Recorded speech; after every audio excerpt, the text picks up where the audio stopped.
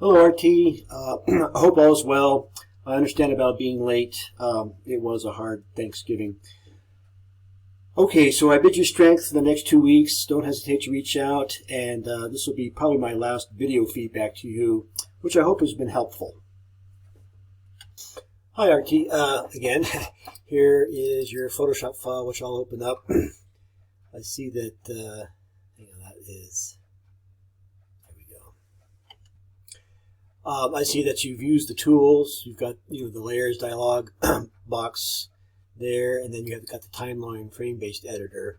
So let me back it up and see how it works.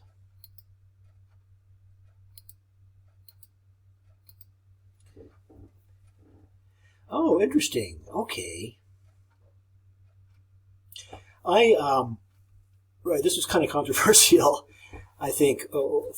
Not to me.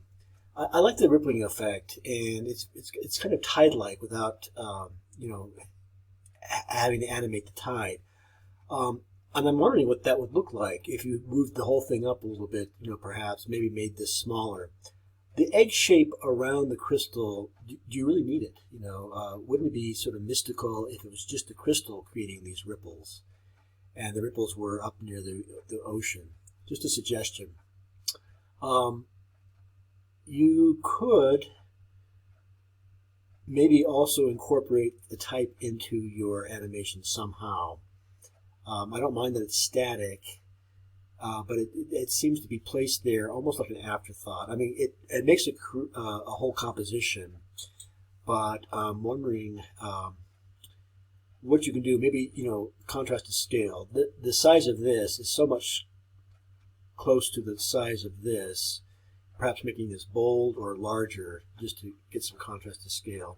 And maybe you can get this into 2 lines rather than 3. Again, just suggestions. I like everything else about it. I like this oval motif that you worked throughout the ad. RT, the last thing I think I would say is don't forget to document your process if you haven't already. And, it can be screenshots knit with some narrative about, the steps you took, and maybe some of the difficulties, if you had any, and don't hesitate to make it personal, too. That makes it more interesting, I think, to read. Okay, good job. I look forward to seeing your final.